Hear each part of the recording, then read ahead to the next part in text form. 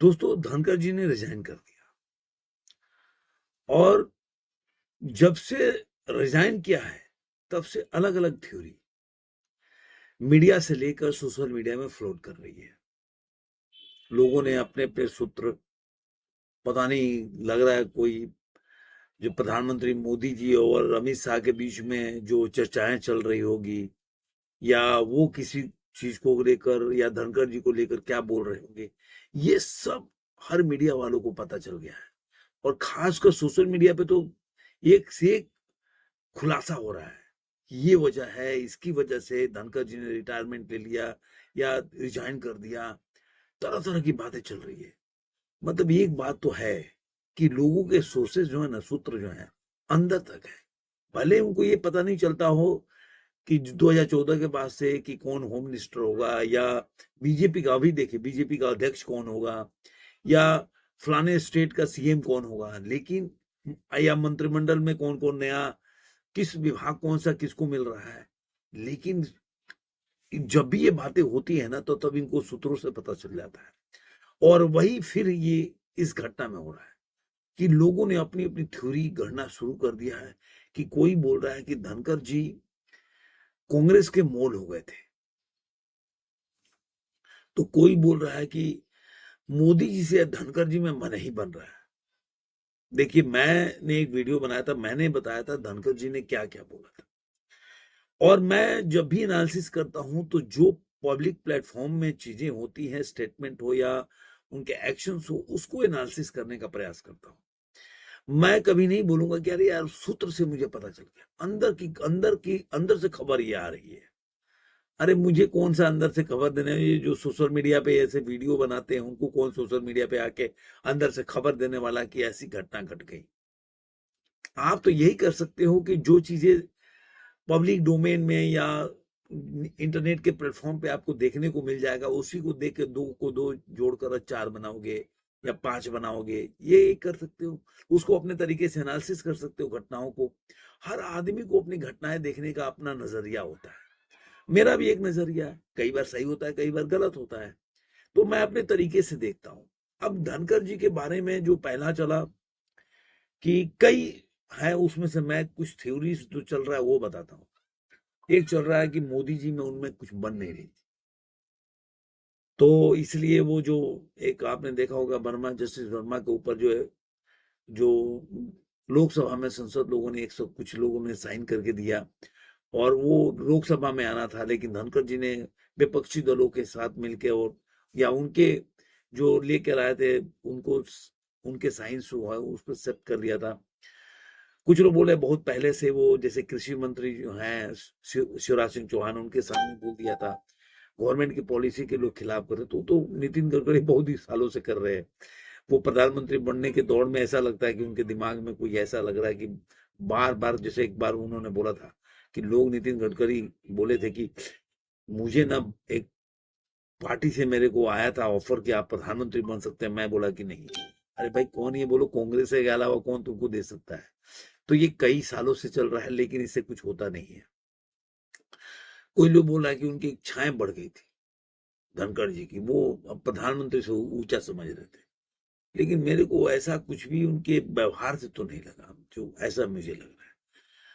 कुछ लोग बोले अरविंद केजरीवाल से मिले, उसके बाद ओबामा के साथ उनका साठगांठ होने लगा, क्योंकि इसमें बाराक ओबामा का जो, बोल सकते हैं, बाहर के फॉरेन के जो एक फंडिंग है, वो सब चल रहा है कहानी।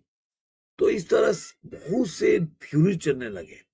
अब कई लोग उसमें उपराष्ट्रपति भी बना रहे हैं, कोई किसी को बना रहा है, कोई किसी को बना रहा है, कोई किसी को, कई नीतीश कुमार छोड़ के जा रहे हैं और नीतीश कुमार अब भारत के उपराष्ट्रपति होंगे। तो मीडिया का काम है अपना, उनको टीआरपी चाहिए, लेकिन अपने क्या करना है कि अपने को क्या लग रहा है। देखिए, जो लोगों ने बोला कि देखो भाई, जो ये दो चीजें हैं मेरे देखने से। एक तो कि आपने देखा होगा कि धनखड़ जी ने एकदम, जैसे पार्लियामेंट सेशन, मानसून सेशन शुरू हुआ, उसके दूसरे दिन उन्होंने रिटायर किया, या मेरे ख्याल में उसके उसी दिन शाम को उन्होंने रिजाइनेशन दिया। सॉरी, रिटायरमेंट बार बार शब्द आ रहा है और थोड़ा सा गले के लिए क्षमा चाहूंगा। तो उस समय उनका ये जो रिजाइनेशन है उसके पहले आ रहा है कि जयराम रमेश से उन्होंने 2 घंटे बात किया। तो उनका रिजाइनेशन आया और उन्होंने माना कि मेरे स्वास्थ्य कारणों की वजह से रिजाइन कर। मैंने पहले भी बताया कि मार्च में एम्स में भर्ती भी हुए थे और कुछ अप्रैल या मई में वो गए थे अपने उत्तराखंड में, वहां पे वो कुछ गिर गए थे, ऐसा हुआ था गले मिलते वक्त। तो ये सब चीजें जो चल रहा था। मैंने एक और चीज आपको बताया था कि इसमें एक और थ्योरी चल रही है कि उनके जो दामाद हैं वो राजस्थान में कांग्रेस से एमएलए हैं मेरे ख्याल से, और वो उन्हीं की वजह से वो अभी देखे होंगे कि उनका प्रोग्राम भी था राजस्थान में कुछ ऐसा। तो वो बता रहे थे कि रॉबर्ट वाड्रा के काफी अच्छे दोस्त हैं और जमीन में कुछ उनका घोटाला वोटाला है, तो भी बताया जा रहा है। ये सब चीजें चल रहा है और सबसे बड़ा लोग ज्यादा ये दे रहे हैं कि धनखड़ जी बुरा मान गए, क्योंकि जेपी जयप्रकाश नड्डा और किरण रिजिजू जो उन्होंने एक मीटिंग बुलाई था और उसमें पहले 11:30 बजे बैठक हुआ, फिर 4:30 बजे बुलाया, लेकिन 4:30 बजे की बैठक में वो लोग नहीं गए, तो उससे काफी नाराज हो गया। इसलिए देखिए, मैं जो मानता हूं 2 चीज ऐसी घटनाएं घटी। एक तो उनके ऑफिस को सील किया गया, उनके दफ्तर को भी सील किया गया, ये मेरे लिए थोड़ा अप्रत्याशित घटना है। दूसरा, जो नरेंद्र मोदी का, जो प्रधानमंत्री मोदी हैं, उनका जो ट्वीट है उनको लेकर, वो बड़ा सधा हुआ है। और उन्होंने ये जुलाई 21 को मेरे ख्याल से वो रिजाइन किए थे और 22 तारीख को ये उनका ट्वीट आया जगदीप धनखड़ को लेकर। उन्होंने बोला, श्री जगदीप धनखड़, हिंदी में लिखे जी, has got many opportunities to serve our country in various capacities, including as the Vice President of India, wishing him good health। Shri Jagdeep Dhankhar ji को भारत के उपराष्ट्रपति सहित कई भूमिकाओं में देश की सेवा करने का अवसर मिला। मैं उनके उत्तम स्वास्थ्य की कामना करता हूं। आपने देखा होगा जब पीएम बोलते हैं कभी के किसी के बारे में, जो जाते हैं छोड़ के, गुलाम नबी आजाद गए या कोई भी, तो बहुत लंबा चौड़ा लिखते हैं उनके बारे में, और लेकिन इनके बारे में बहुत ही छोटा सा लिखे। ये नहीं लिखे कि उनके जाने से बहुत क्षति होगी, उन्होंने लिखा कि उनको अवसर मिला है। मैं इनडायरेक्टली मैसेज देने का प्रयास कर रहे हैं कि तुमको बहुत ज्यादा अवसर दिया गया है सेवा करने का, तो अब तुम्हारी अगर महत्वाकांक्षा हो, अब उससे कितना एनालिसिस कर सकते हैं कि तुम्हारी महत्वाकांक्षा अगर इससे ज्यादा हो कि मुझे और कुछ नहीं मिला, जैसे आपने सतपाल मलिक को देखा होगा कि उनकी महत्वाकांक्षा कुछ ज्यादा ही थी, जिसकी वजह से आज जो इस हालत में है। तो उन्होंने इनडायरेक्टली मेरे ख्याल से ये एड्रेस करने का प्रयास किया, और समझदार आदमी अगर एक एक लाइन इनकी, मोदी जी का अगर जो ट्वीट है उसको अगर ब्रेक करने का प्रयास करेंगे तो पूरा आपको 2-3 चिट्ठा तो लिख ही जाएगा, 2-3 पेज। कि पहला तो ये है कि उन्होंने ये बताने का प्रयास किया कि भाई जगदीप धनखड़ साहब, आपको बहुत अवसर दिया गया और अब आप अगर इसके अलावा कुछ सोचते होगे, मतलब कई काम करने का, तो आपका सोचना गलत है, क्योंकि आपको बहुत अवसर दिया गया, मतलब ये इनफ है। और दूसरा, उस मैसेज से उन्होंने ये नहीं लिखा कि आपने बहुत अच्छा कार्य किया, आपके देश आभारी रहेगा हमेशा के लिए, इस तरह का कोई भी प्रयास नहीं किया। उन्होंने यही डायरेक्टली बोला कि भाई आपको बहुत अवसर मिला आपके दिल में, लेकिन आप इसके अलावा कुछ और सोच रहे होंगे तो गलत है। तो मैं ये मानता हूं कि जो ये बात है और जिस तरह की बातें प्रधानमंत्री ने लिखा है, बहुत ही शॉर्ट लिखा है और बहुत ही मतलब पॉइंटेड लिखा है, तो मेरा ऐसा मानना है कि इसमें कुछ ना कुछ ऐसा, कोई नाराज होके और मैं नाराज हो गया, तुम मुझे खाने पे नहीं बुलाए, या मैं तुमको खाने पे बुलाया, तुम मेरे घर नहीं आए, तो मैं नाराज होकर रिजाइन कर दूंगा, ऐसा नहीं है। इसमें बात कुछ और है, ऐसा मुझे लगता है काफी, क्योंकि एक इसके साथ ही उनके जो ऑफिस को सील करना बड़ा बात है, और दूसरा सबसे बड़ी बात है, अगर जगदीप धनखड़ को लोग मानते कि इतनी महत्वाकांक्षा थी, उनको बहुत आगे बढ़ना चाहते थे, क्रॉस ओवर अगर कृषि मंत्री को कर सकते हैं स्टेज पे खड़ा होके, या बोल सकते हैं, नसीहत दे सकते हैं, तो फिर वो रिजाइन, अगर उनको कोई बोलता दबाव देके रिजाइनेशन कराया गया, तो क्या तैयार हो जाते रिजाइनेशन करने के लिए? आप क्या मानते हैं कि जो व्यक्ति इतना आगे निकल चुका हो, अगर मीडिया की बात माने, जो कुछ लोग और इस पे अपनी सोशल मीडिया पे वीडियो बना रहे हैं, तो अगर इतना आगे निकल गया हो, इतना ज्यादा आगे निकल गया हो कि वो डाइजेस्ट नहीं कर पा रहा है नरेंद्र मोदी को, तो क्या वो इतनी इजीली अगर उनके दबाव में आकर रिजाइन नहीं कर देगा, जब तक उसके सामने वाले के पास उससे रिलेटेड कुछ बहुत ज्यादा पुख्ता सबूत ना हो?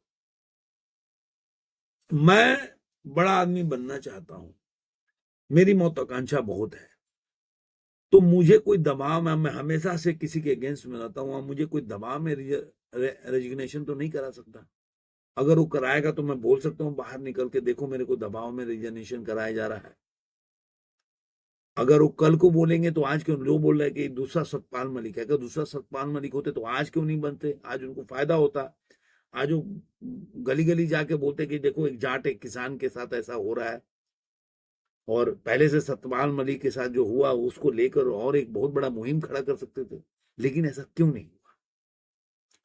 इसका एक ही मतलब है, गवर्नमेंट एकदम कॉन्फिडेंटली उन्होंने रिजाइन किया और स्वीकृति भी हो गई। इसका मतलब ये गवर्नमेंट के पास कुछ ऐसी चीज है जिसकी वजह से उनको झुकना पड़ा, जगदीप धनखड़ को रिजाइन करना पड़ा। ऐसा मेरा मानना है। अब क्या होगा क्या नहीं होगा, लेकिन ये जो शब्द है ना, एक प्रधानमंत्री मोदी का जो ट्वीट कि भाई बहुत अवसर दिया गया, आप ज्यादा मत करो, ज्यादा मांगो मत, ज्यादा बोलो मत, मैं भी चुप रहता हूं, तुम भी चुप रहो, तो कुछ तो ऐसा होगा जिसकी वजह से, या उनके पास कुछ ऐसे चीज होंगे जिसकी वजह से अगर दबाना चाहता है, अगर गवर्नमेंट दबाना चाहिए और वो दब गए, तो दबने का कोई तो वजह होगा। अगर जगदीप धनखड़ के खिलाफ, आपके खिलाफ कोई सबूत ही नहीं है, किसी के पास कोई प्रूफ नहीं है, तो कैसे आपको ब्लैकमेल कर सकता है, कैसे बार्गेन कर सकता है? नहीं कर सकता ना भाई। तो ऐसा क्या चीज है, या ऐसा कौन सी बात है? मैं नहीं कहता कि कोई बहुत बड़ा, लेकिन ऐसी कुछ भी चीज हो और बंदा अगर अपने पे आ गया हो, तो उसको अगर कंप्रोमाइज कराने के लिए कुछ ना कुछ आपके पास होना चाहिए। तो मेरे हिसाब से, मैं नहीं जानता क्या है, लेकिन ये जरूर वजह है। अब ये चाहे कितनी भी थ्योरी बने कि भाई उनका बाराक ओबामा से लेकर अरविंद केजरीवाल से मिलने गए, अरविंद केजरीवाल से मिलने आए, इस तरह की बातें, कांग्रेस के साथ उनकी नजदीकियां बढ़ रही थी, तो इस तरह की जितनी भी बातें हैं, इससे कोई फर्क नहीं पड़ता। रिजाइन देने का कोई मतलब नहीं होता अचानक से, कि नजदीकियां बढ़ रही थी तो उनको आज अचानक से रिजाइन देना पड़ेगा। वो नहीं रिजाइन देंगे, वो मिल रहे हैं, लेकिन वो रिजाइन देने के ऊपर तैयार कैसे हो गए, ये बड़ा बात है। इसी में सारा गुड़ छुपा हुआ है कि अगर वो रिजाइन देने के ऊपर तैयार हो गए, तो मतलब कोई ना कोई ऐसी बात है जिसकी वजह से वो तैयार हो गए। तो ये मेरा मानना है। अब इनके आगे कौन बनेगा, मेरा तो एक ही लाइन में बोल सकता हूं कि मेरे हिसाब से आरिफ मोहम्मद खान का बहुत बड़ा चांसेज है उपराष्ट्रपति होने का। मैं एक ही लाइन में बोलूंगा, ज्यादा लाल लपेट करके के बोलूंगा नहीं। आरिफ मोहम्मद का गोल्डन अपॉर्चुनिटी है। और जैसे कि मैं एक बार बोला था कि जो भूपेंद्र यादव है, भारतीय जनता पार्टी के अध्यक्ष होने के बहुत चांसेस दिखते थे जेपी नड्डा के पहले या उनके नेक्स्ट टर्म पे, तो मैं उस समय फेल हो गया। लेकिन आज भी मानता हूं कि भूपेंद्र यादव में एक, मतलब बीजेपी का अध्यक्ष बनने के चांसेस हैं। वैसे ही आरिफ मोहम्मद खान के सबसे ज्यादा चांसेस है भारत के उपराष्ट्रपति बनने में।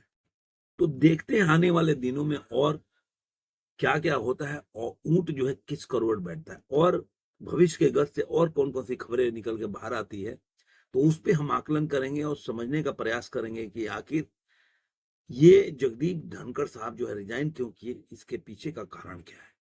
मैं भी जानने का प्रयास करूंगा, और आपको क्या लगता है मेरा जो कहना है वो कितना सही है। फिर मिलेंगे किसी और वीडियो में। आज के अंक में इतना ही।